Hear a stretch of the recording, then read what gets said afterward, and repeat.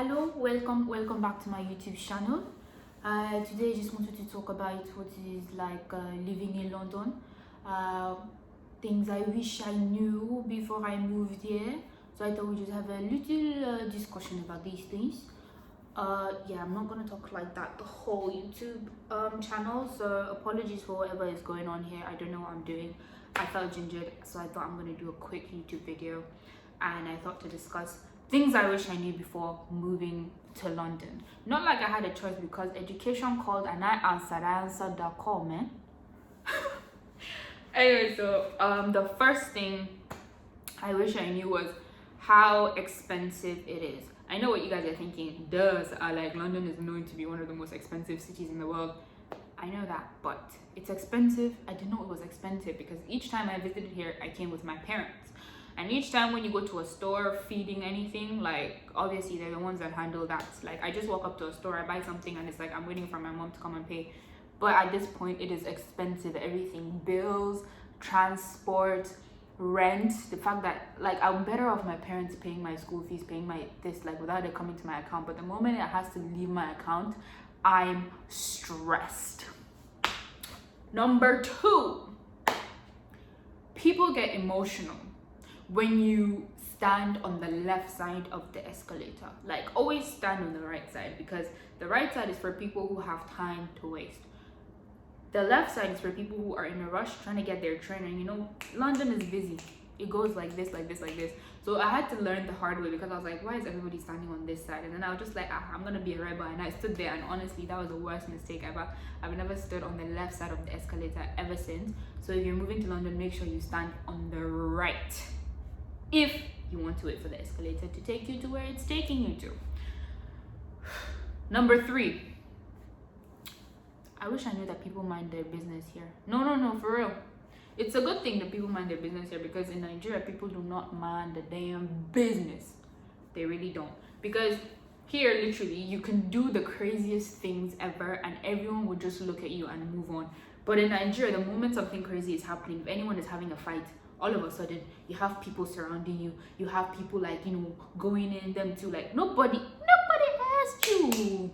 Like, literally, it's like, people don't mind their business, and you want to be like, shut up, you black sheep. But yeah, because here, like, everybody's just doing their own thing. Everybody's too busy for them not to mind their business. Number four, rush hour. I don't know, coming from Nigeria, like, yes, there's the whole rush hour of when people are coming back from work, but it's not as crazy as when you're using public transport here. Like, it's actually crazy, especially using the central line. Like, you're packed like a can of sardines. I kid you not. Like, it's actually crazy. That's why if you want to do anything, any recreational whatever, then like obviously leave before rush hour. Like, make sure you get on public transport before 5:30 basically, and then you're good. Zebra crossing. In Nigeria, you wait for the cars to pass a zebra crossing. Do not dare to go on a zebra crossing without making sure that drivers have stopped. Here, they literally stop the moment they see your leg doing bing, they stop. I wish I knew that. Because it's actually a good thing. This list is mixed of like good things of what I enjoy about London and some things that I don't necessarily enjoy, so they're all jam-packed in there. Number 6, Uber is your best friend and possibly your worst enemy. Like, I cannot stress this enough. Uber is your best friend in the sense that it's easy for you to get from here to here, and it's like, quick. Like I said, the whole expensive thing, like it's easy for you to like say, oh, okay, this Uber is gonna cost £5 or this Uber is gonna cost £10, and you'd be like, oh, it's nothing, and you just like duck. It's your worst enemy, because by the time you check your receipts, you might have spent up to £100 on Uber in just a damn week, because each trip you're thinking, oh, £10, don't worry about it. And your best friend, because it can get you to places quick. And because of the whole Uber pool thing, like sometimes I just use Uber pool if the place is closed and like I don't really feel like spending £10 and I would rather spend £4, so I just use Uber pool. I have an Uber pool story, by the way, it's hilarious. Number 7, I wish I knew that rice is a side dish. What? A side dish. Because coming from Nigeria, you have rice and stew. What's the main part? Rice. And you have 2 little pieces of meat. You have what? Jollof rice, and you have 2 pieces of chicken on the side. You have everything literally, but here rice is a damn side. Let me even say this, like, because in Nigeria, rice in the morning, rice in the evening, rice in the morning, rice in the evening, rice in supper time. You literally like, that's how I lose so much weight in Nigeria, because I'm just like, okay, I just had rice for lunch, why am I having rice for dinner again? Like, what is this? So being here has taught me to just have like rice on the side, and then sometimes when I just feel like, well, obviously when I cook Nigerian food, like, I'm obviously gonna have rice, like, you know, as a main. But yeah, like, there was a time I went to the supermarket and these two women were trying to buy rice, like rice that was in a package, and then the woman was like, you know, I'm not that hungry. I feel like one pack is gonna be enough for us to share. She's like, yeah, I feel like one pack is even a bit too much, but it's fine, we could just share that. And I look at them and I'm like, guys, that pack, I will eat one of it and I will add half of it on top, because that's when it will be enough for me. I'm just like, how are these people not eating rice? But obviously they get full on protein. Number 8, I don't know why I had this on the list, but yam is expensive. I was never even a yam fan or a plantain fan, but honestly, yam, half a yam, they go and wait, is £4. Especially now that pound is hard, pound is high. You know, £4 is what?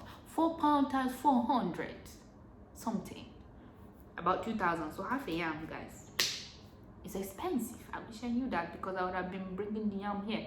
No wonder people bring yam, but I'm like, ew, that's rad. Why are you bringing yam up into the UK? Number 9, gym is expensive. Yeah, I still sit down and I think about how I joined a gym that was £90 a month with student discount. Not gonna lie, that gym was amazing. Had a sauna, had a swimming pool. I loved it. I loved it. But yeah, it's actually really expensive. But then it's not really expensive for you to stay fit, because I am better off running around London, like going for a morning run or afternoon run or whatever, than I would have in Nigeria. 10, you want to go shopping all the time. Like, there are stores every 2 minutes, so of course you want to go shopping. Like, and it brings me back to the whole London is expensive thing, because you literally cough and you have minus £50 or minus £100 from your account. Number 11, it is very lonely. Like, it has this lonely vibe to it. Like, the weather, it has this depressing vibe to it, because even the weather is quite depressing. And for me, that's one of the reasons that I don't see myself staying here unless I get a really, really great opportunity. And I know Nigeria doesn't have that much opportunities, and a lot of people would really like die to come abroad, but honestly, it's not it. And finally, number 12, you're going to have a love-hate relationship with this city. There are times when you're gonna love it and you don't want to leave it, and there are times when you're gonna hate it because it literally frustrates you so much. But that's literally like all I think about it. But overall, I think it's quite okay, in the sense that, like, I don't see myself living anywhere else in the UK apart from London. Like, I actually do love London as a city if I have to live here, but I don't see myself staying here for a while. And yeah, so those are typically things that I wish I knew before, you know, moving. Even though I don't think it would have changed my mind too much, because if I still ended up in the UK, I still think I would have loved to stay in London. But yeah, thank you so much, guys, for watching my video. I will aim to release new ones as well. It's just that I've been so busy. But thank you so much once again. Bisous, bisous.